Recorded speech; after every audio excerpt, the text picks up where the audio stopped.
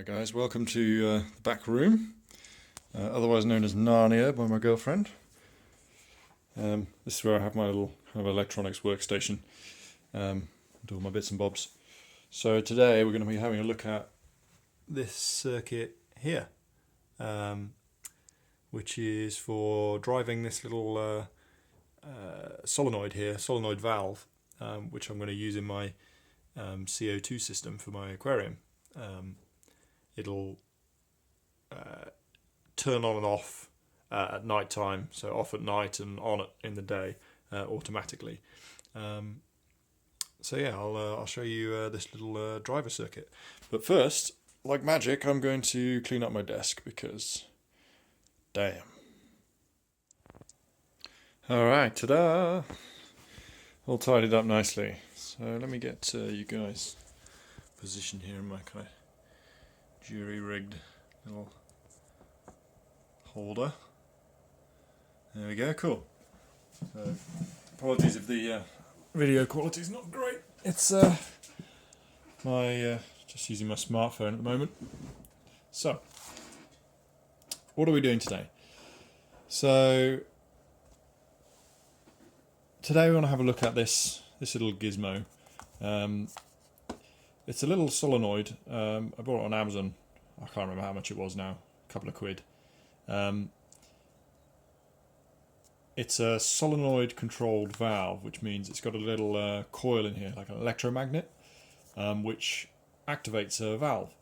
Now I got one here that does, it's effectively like a three-way valve, so it'll change which of these two outputs or inputs, whichever way you want to look at it, is connected to this pipe here. So you can direct flow one way or another, or turn or take input from one or the other. Now, this is pretty cheap. As I say, it was a couple of quid. Seems to work fine.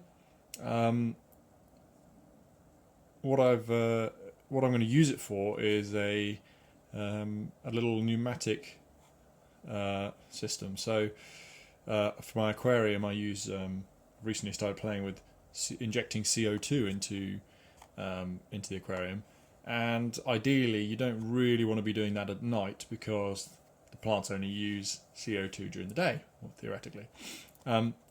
So I want to turn it off at night because A, it's a waste of CO2, and B, you can potentially get a bit of a build up at night, which isn't great for the fish. So I want to hook it up to an Arduino so that I can turn it on and off in correspondence with my lights. So the problem is that you can't just hook this straight up to an Arduino because it draws a reasonable amount of current, and an Arduino can't supply that. So let's just have a quick look at scoping this thing out so we know what we're dealing with. I'll bring you back in just a second. Alright guys, so before I show you the circuit, what I need to do is explain to you the principle by which it operates. So, with a solenoid or a relay, in fact, anything with a coil and a moving part, there are two kind of requirements in terms of voltage. One is the voltage required to activate the thing, to overcome the static friction in the mechanism, to power up the coil enough to actually drag this bolt in that it's moving. That voltage is much higher than the voltage required to hold the bolt against the spring, because there's a spring in here that's pushing it back. So once it's moved across, the voltage required to keep it there is a lot lower than the voltage required to actually move it. So we'll actually test this solenoid and see what voltages are the kind of hold and staying voltages. Sorry, not hold and stay. The activation and hold voltages.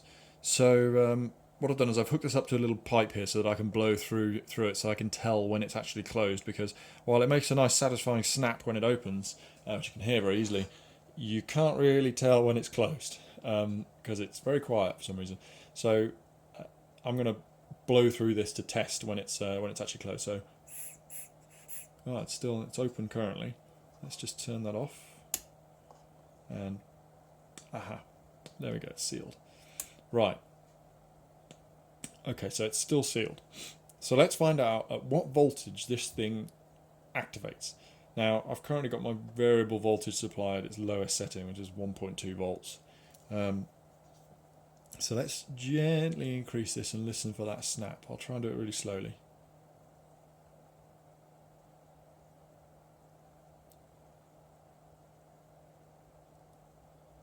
Okay, approaching 2 volts.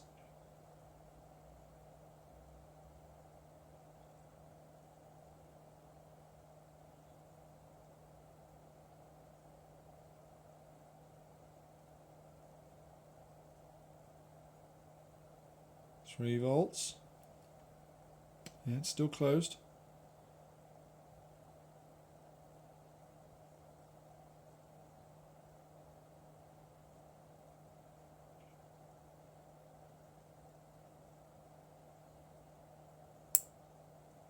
Yeah, look at that, almost bang on 3.5 volts. Right, so that's flipped and now this is open. Right, okay, so that was, yeah, bang on 3.5 volts activation voltage. But now, if we lower this down, we'll see at what point it closes again, and it will be a lot lower voltage than that. So I'm going to blow through this. I won't be able to speak because I'll be testing it. You can probably just about make out that whistling noise, which is me blowing air through this tube. So I'll lower the voltage and blow through the tube until it closes again.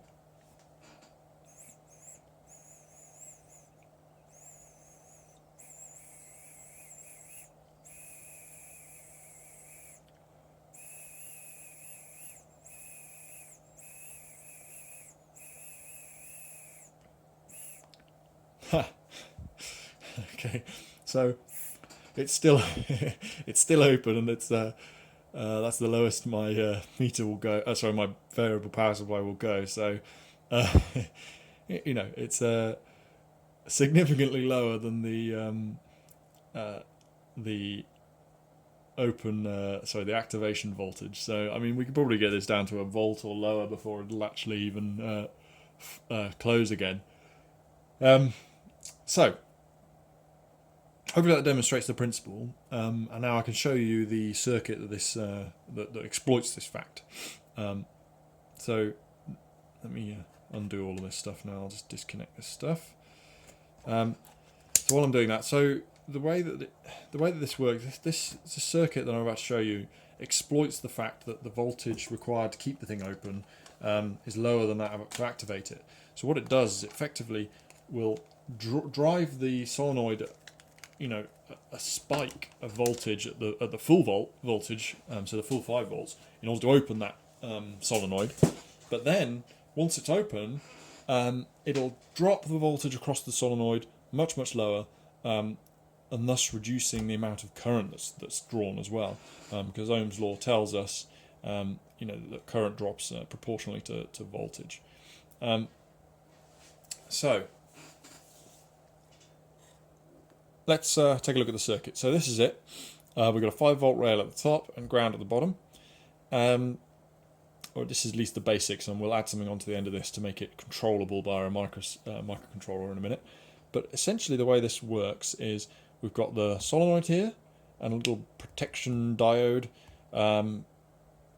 This isn't really relevant to this circuit, but through some magical principle of back EMFs and weird pixie dances, electron pixies dancing around, this prevents voltage spikes or reduces them, because when you've got an inductor like this, when you switch them on and off, you get voltage spikes, and somebody smarter than me knows why, and also knows why this fixes it, but this allows some path for current to flow. Not entirely sure how that works, but nevertheless, it's a standard feature when you're using an inductor. Somebody, I'm sure, in the comments can tell me why you use a protection diode like this. But anyway, as I say, it's not really relevant to this circuit, so you can kind of ignore this diode. The circuit would work without it. You just get potentially spikes, voltage spikes on the power lines. So we've got the solenoid here, and we've got a capacitor here and a resistor here, and then we've got ground. Ignore the capacitor for a moment. So if we effectively ignore that side of the circuit for a second, what we've essentially got here is a potential divider. Now, potential divider is essentially two resistors. The coil in itself has its own impedance, has its own resistance, and so this actually, if you've got two resistors like this, it works like a voltage divider, potential divider, which means that the voltage is kind of divided. Okay, so across here you've got 5 volts. So if these two resistances are equal, then the voltage across here and the voltage across here will be the same, and it will be half of the total voltage. So if this resistance and this resistance are the same, the voltage across here is 2.5 volts and the voltage across here is 2.5 volts, adding up to the full 5 volts. So I'm sure there are plenty of things on Google if you're interested in how potential dividers work, but that's essentially the principle. So what that means is, by controlling this resistor here, or changing the value of it, we can control the voltage that goes across here. Because essentially the higher the resistance here, the higher proportion of the 5 volts gets applied across this resistor than across here. And indeed, overall, the higher the resistance across here in total, so the sum of these resistances, then the lower the overall current flow will be through the circuit, and therefore lower power consumption. So we want to get this resistor as high as possible in order to reduce the current consumed by this circuit. So what's the resistance of this thing? Now, I've actually measured this solenoid, just put the meter across the terminals and measured it at 20 ohms thereabouts. So let's mark that on there, 20 ohms. So great. Now, if we made this 20 ohms, that would be 2.5 volts across here, which would be an improvement in that we'd only have 2.5 volts across here, which is fine, and we'd have an overall total of 40 ohms, which is great. However, we probably want to get this all the way down to a volt across here as a starting point. So what would we need that to be? So we'd need this resistor to be a fifth of this one. A fifth of the whole total. So this would need to be 4/5 of the total. So this would need to be 80 ohms. So 4 times the size of this one, which will give us 1 volt across here and 4 volts across here in principle. 1/5 here and 4/5 here. And that would give us a total resistance of 100 ohms. So why don't we do the maths here? So V equals IR. So current equals, so I equals, what are we doing? Hang on. Voltage divided by resistance. So we've got 5 over 100, which is, what is that?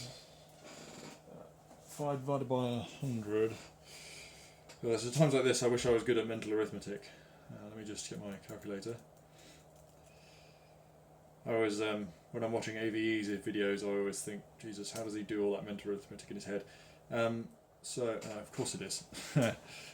5 over 100 is 0.05.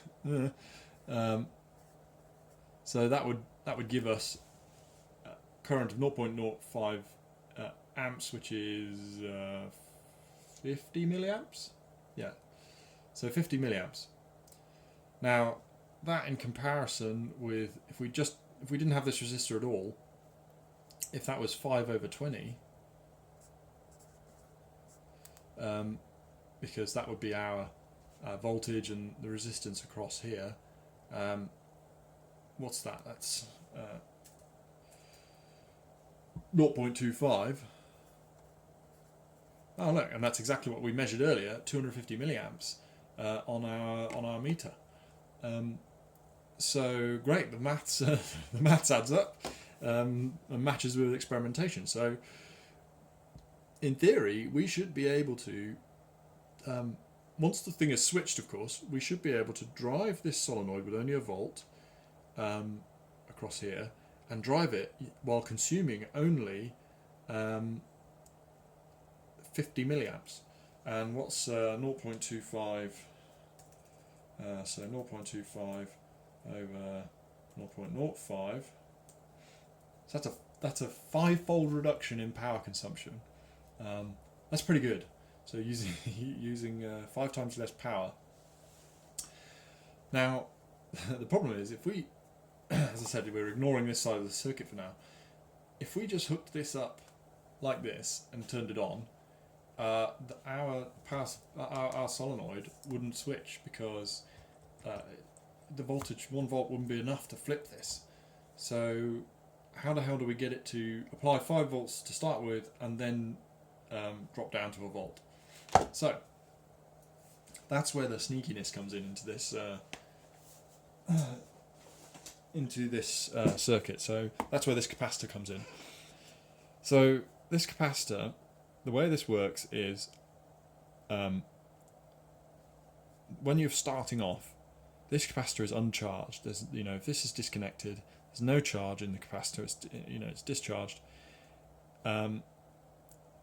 And what happens is, when you hook up the power, so we connect the ground, for example, all of a sudden this capacitor starts charging, and essentially, as far as the kind of the electrons doing their little,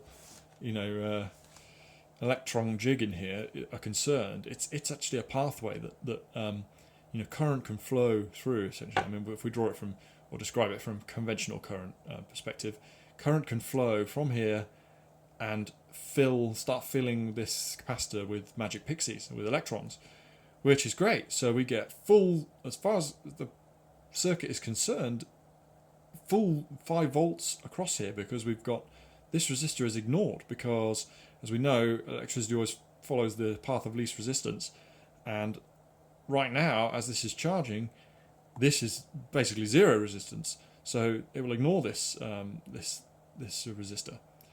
Now that's great. So that means we effectively cut the potential divider in half. This gets 5 volts, and we get the full 250 milliamps across this solenoid, and that gives us 5 volts, 250 milliamps. Boom! It will flip. Great. Now then, what happens? And this is all happening very quickly. Obviously, this capacitor gets full, and it's fully charged. So then what happens? Well, now the current, the magic pixies, electron pixies, can't flow through here because it's full already, and effectively it's it's like a broken circuit. You can't get any current flowing through there, and as a result, it has to flow through the resistor, and that means that now we've got the full potential divider active, which means that we get our 1 volt across here, and presto, we've now magically reduced the voltage across here without any interruption to current flow at all, because it will, as this fills up, more and more current will start flowing through the resistor, and the voltage will drop in electrical terms gradually across here, which is great. So that means that we've now got a circuit that will use the full 250 milliamps until this is charged, and then boom, it'll drop back down to using a tiny little trickle comparatively. So fab. So the only thing to consider here is the size of this capacitor. Now, I'm sure there is some kind of mathematical way to figure out how big this needs to be. In the diagram that I saw that I kind of stole this idea from, they had one 47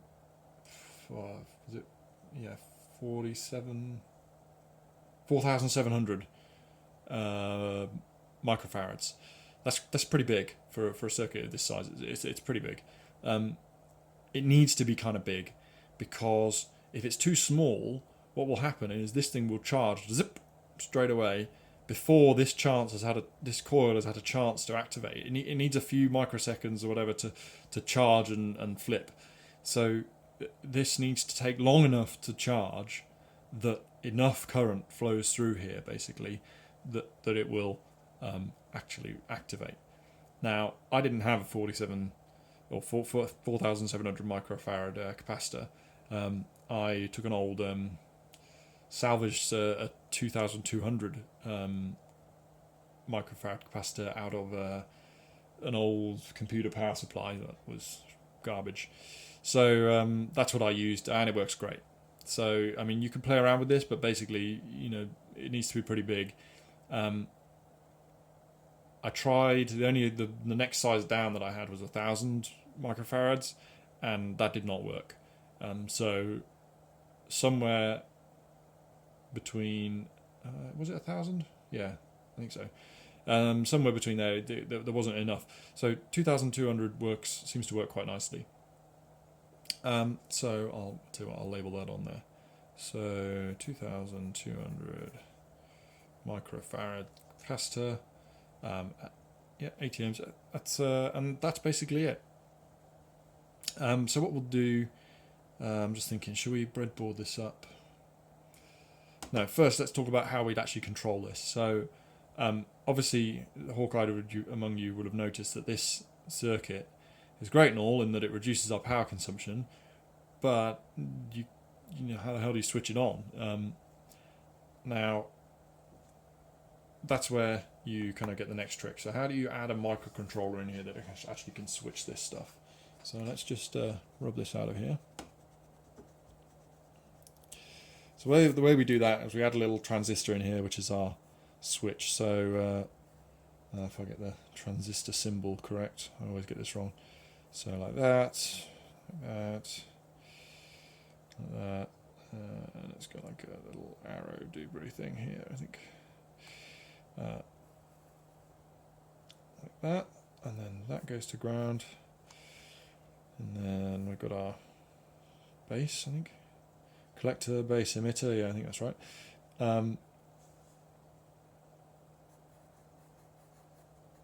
there, and then in here, this goes to our. I'll draw this. It's probably a proper symbol for a microcontroller. So that goes to our Arduino. This one, let's put a 1K in there. So, this, I mean, I haven't touched the circuit up top here. All this is doing is acting as a switch, basically, which, so this transistor when this is low, when this line here is pulled low, so like, digital write 0 or whatever it is, to set the pin low on the Arduino, and this base is low, no current will flow through this transistor, but as soon as you pull this pin high, it'll activate the transistor and current will flow through it, and so magically that will activate our circuit, basically. So that's the way it just, I mean, this is effectively like having a push button switch that you can control with a microcontroller. Push the button, close the switch, lift the button, open it, and just instead of a button, you're lifting this high or putting it low. So you can use a digital pin to switch this on and off. In terms of this resistor here, I think the size of this is pretty arbitrary. You'd probably want it larger. I believe all this does is reduces the current flow from your Arduino to ground, because obviously if you put this high, current is going to want to flow out of here, out of this Arduino. Put this, as quite a high resistance means that your current flow through here, Ohm's law again, is really low. So you hardly use any current at all from the Arduino. If you don't have this resistor in here, I don't know if the transistor will still work. It probably would, but you get a potentially quite a high current flow through the transistor from the base, which is not great for the Arduino and kind of defeats the point of what we're trying to do anyway. So put in a big resistor in there. If anyone's got a better explanation as to why you need a half decent sized resistor in here, feel free to add it to the comments.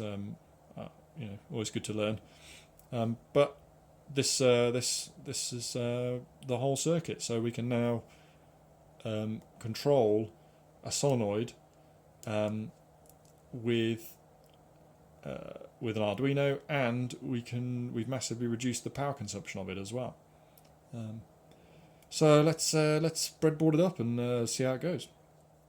Alright, so in true Blue Peter style, here's the circuit all whipped up. Now I'll take you through this quickly on the breadboard, but it is the same circuit as I've drawn on here. Well, on there, can't get into shot, but anyway, on the paper that I drew earlier. I don't know if I can put an image in the description on YouTube, but I'll try and link to a diagram at least of this circuit, so that you can have it for easier reference than just screenshotting a video or something. But let's talk through it anyway. So these I think hopefully are obvious. These are the power leads to the solenoid down here. Red positive, yellow is the negative side of the the ground side of the solenoid. I've got that hooked into the positive rail, which is at 5 volts, and then into here on the breadboard, and you can see I've added my little diode from there to the positive. So that's my little back EMF protection diode. What's it, Dubry? Then I've just got a little jump lead here, and here's my capacitor and resistor pair. So this is my 2200 microfarad capacitor. It's electrolytic, so the polarity does matter. So I've got the negative side to ground. This resistor, so I did some playing around.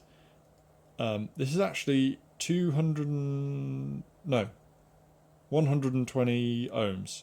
So it's actually a bit higher than what we were talking about earlier. So we said 80 in the diagram. I actually experimented just adding higher and higher resistances until it kind of stopped working, and 120 was as high as I got, where it would still hold the solenoid open reliably. So I don't know, what would that be? Let's think. So if it's I can't be bothered to do the maths. Basically, it'll be across the solenoid is now less than a volt. Rather than, I could work this out with Ohm's law, but effort.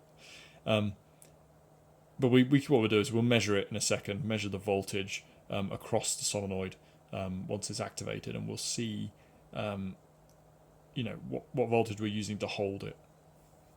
But I think it'll be less than a volt. I don't know how much less. Probably be higher than half a volt, but not as low as a volt. But lower than a volt.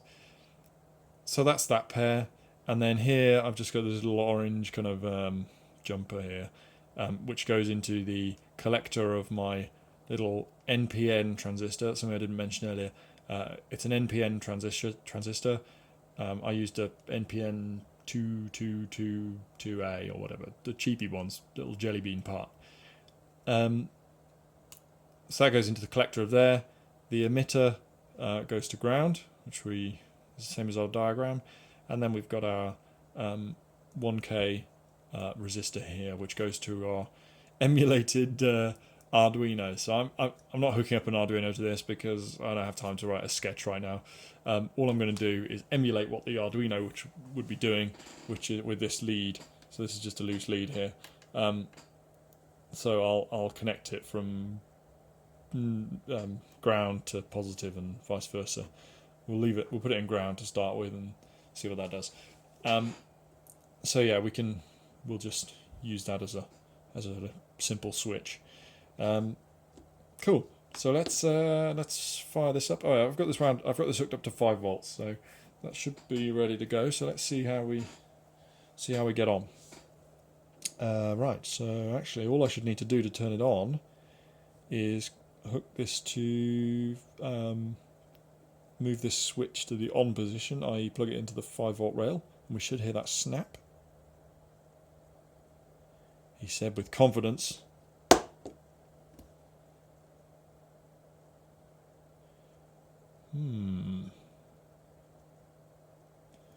Why you no worky?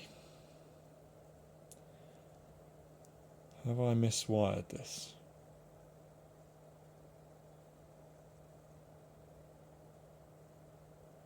That's weird. Okay, so despite the Blue Peter effect, this is still not working. So let's just test why it's not working. So we'll use this little jumper. So I'll plug this end into ground, and then we'll use this as a little probe to see how the circuit's performing. So theoretically, if I touch it onto the negative side of the solenoid, we should hear it snap. Right, so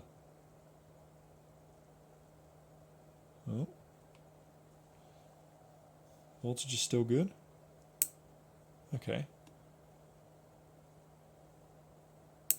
Oh, that's weird.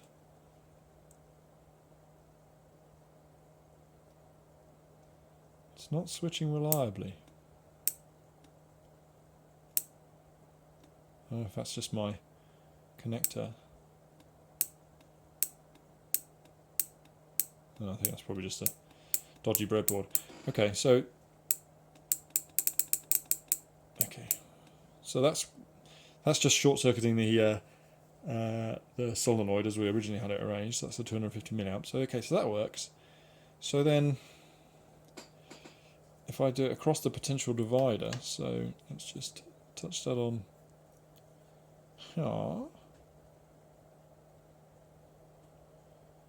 Nada. Nothing. How strange.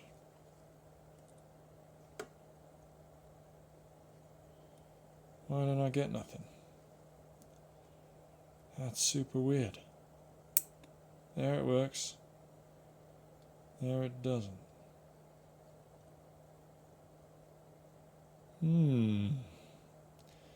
So let's stuff that in there and then take a measurement. See what the hell voltage we're dealing with.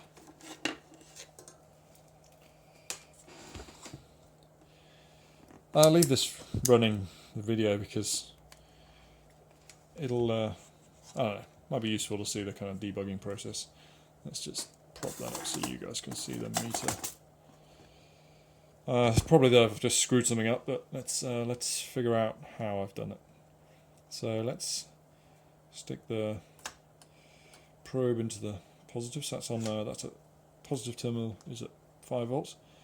So across the relay, across the solenoid, we've currently got 0.76 volts, which would explain why it's not throwing.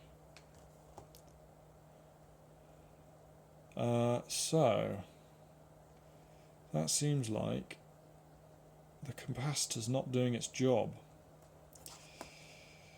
So the resistor's good. What's happening? It would appear that the capacitor is maybe not charging, and so it's so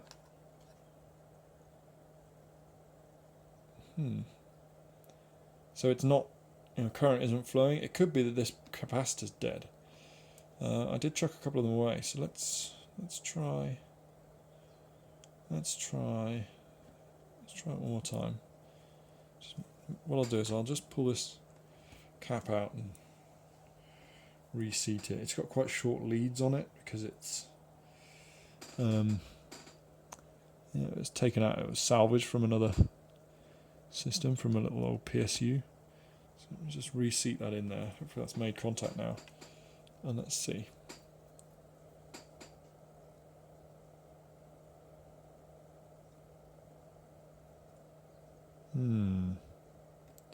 Alright, so maybe it's the cap. Let's try a different one. fortunately, I managed to salvage a couple of these. Let's see, what's this one? That's a 10 volt one as well. Okay, let's try this one.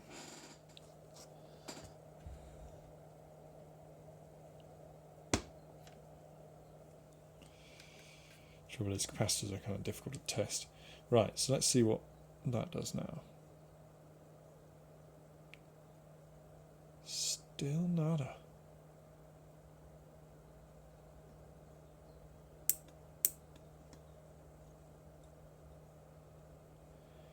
Mystery wrapped in an enigma. I swear to God this worked yesterday.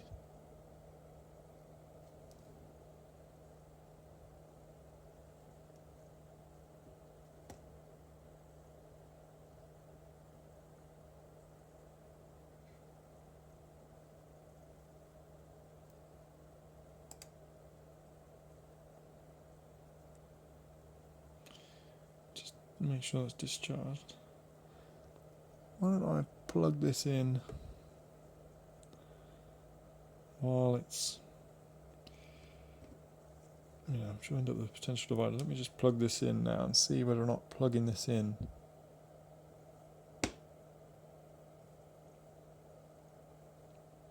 shit snacks.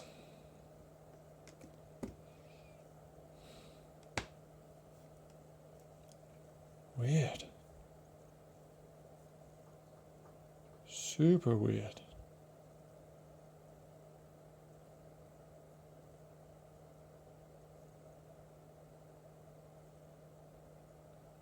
It's Mystery Scoobs. I'm going to do some debugging and get back to you guys.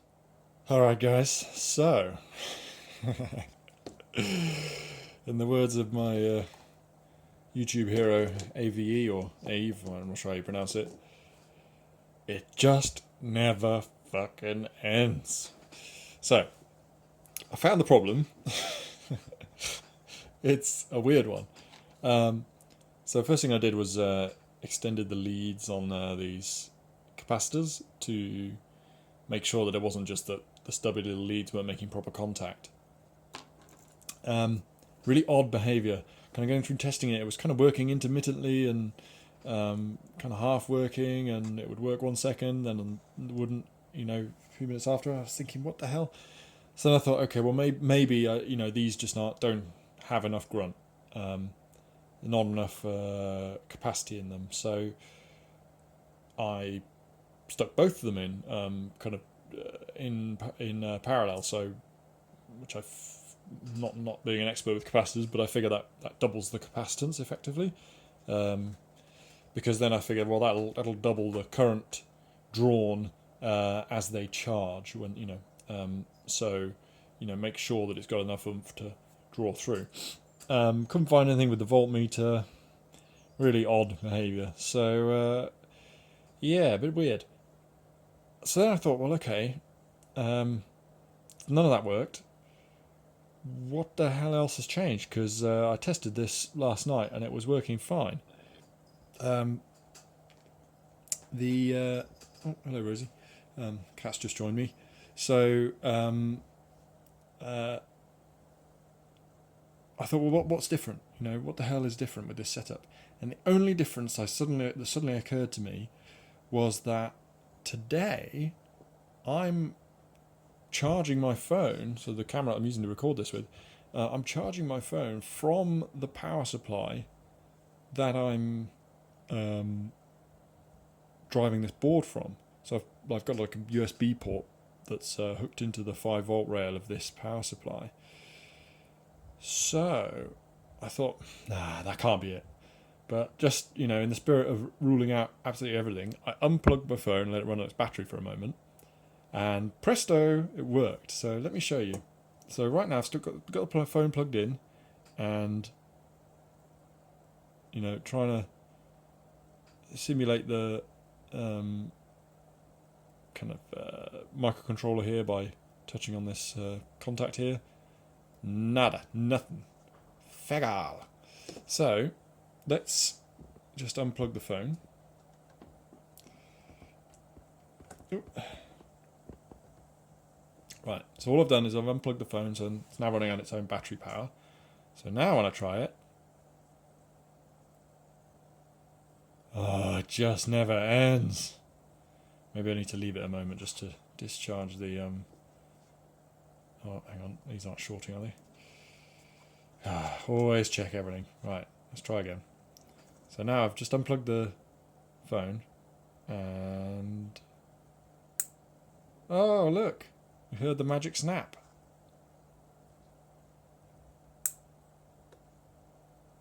Now, if you keep tapping this, it won't work because it needs a chance for this. You disconnect the power to allow this a chance to discharge.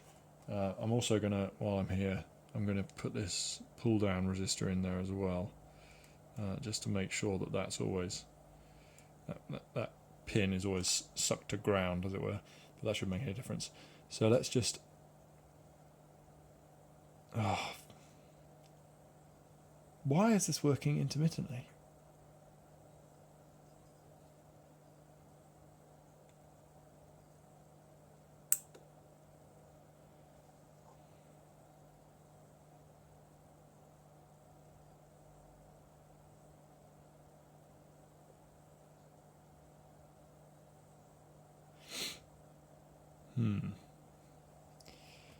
Still not great.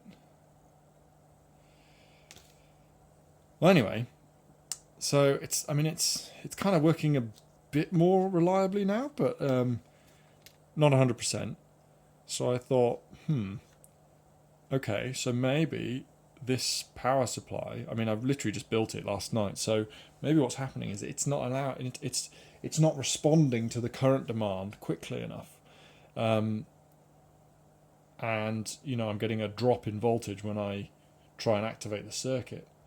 So what I thought was, what I'll do is I'll put in a little smoothing capacitor, and well, I've got this other one to hand, so let's just stuff that across the power supply just to provide a bit of extra juice, make sure that the power doesn't spike too much.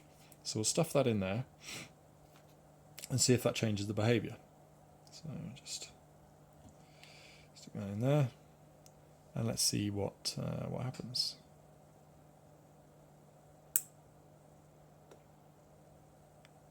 Interesting.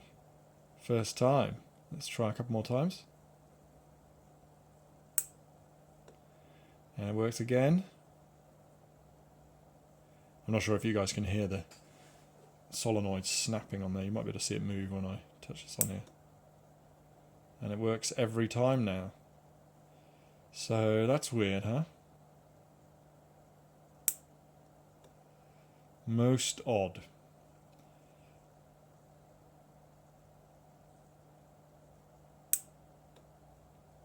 Pretty weird. So basically this it would appear that this power supply is just having a bit of kind of what Amazon would call microservice interruptions. It's not able to respond to my demands for more power fast enough. So it was causing a voltage drop. And now it's working every time. So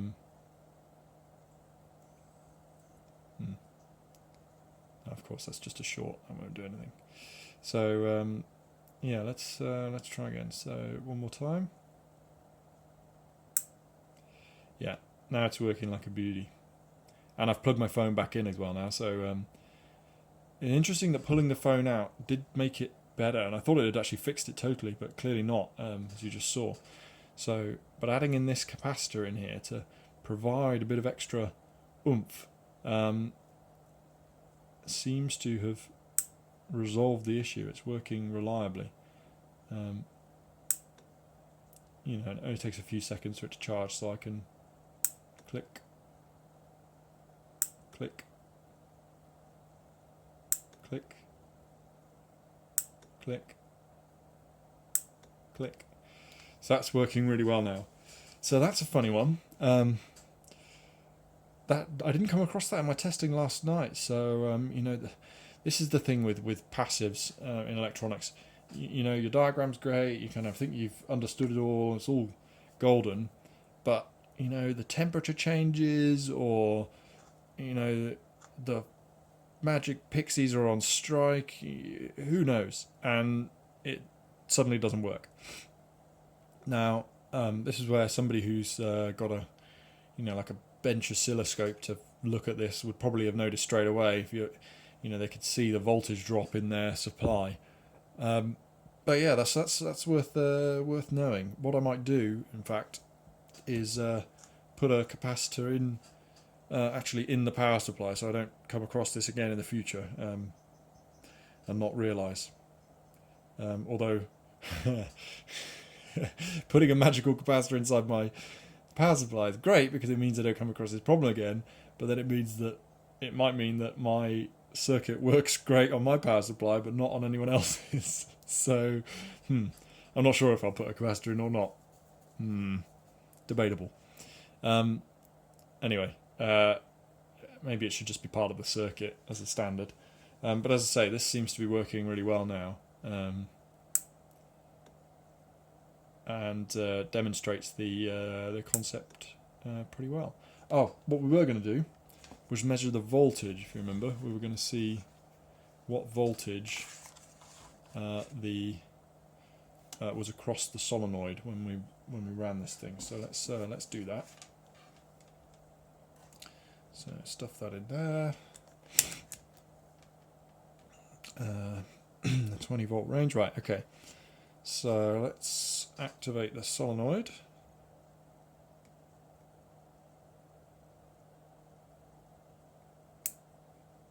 Okay. So the solenoid's open. So let's see what voltage we've got. Where do I need to measure? I need to measure here. 0.72. So 0.72, which would make our current consumption. So that's lower than our 1 volt target, because we upgraded this resistor to a higher value. So we'll actually be getting, theoretically, less than 5 milliamps, or less than 50 milliamps, which is what we calculated for a 1 volt range. So let's figure out how much current we're drawing. Let's do that by throwing a ammeter. Let me just plug this in. Switch to 10 amp range.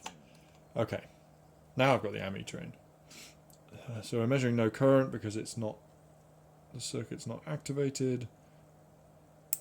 Turn the solenoid on, and we're drawing 0.04 amps, which is 40 milliamps. I guess theoretically I should be able to test this with my multimeter on the 200 milliamp range, but I suspect that it will fail because it will try and draw more than 250 milliamps initially. So let's just disconnect everything. Let's try it anyway. Might get a more accurate reading anyway. Right, okay, so off, we're drawing apparently 0.4 milliamps, if my meter is to be believed. I'm not sure if the fuse is blown or not. We'll see. 0.4 milliamps. So let's switch to the 200 milliamp range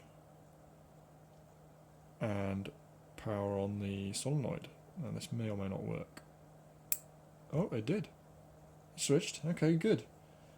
So we can see we're at 44 milliamps, which is pretty good. So that's also good because it means my meter isn't broken. So yeah, we've got 44 milliamps, which is a massive improvement on the 250 that we had previously when we just short the solenoid out. So there you go. Pretty straightforward circuit. I'll put the link to the material I use for this, and if I can, I'll do a circuit diagram as well, and post that I don't know, on my blog or something and link to it from this video.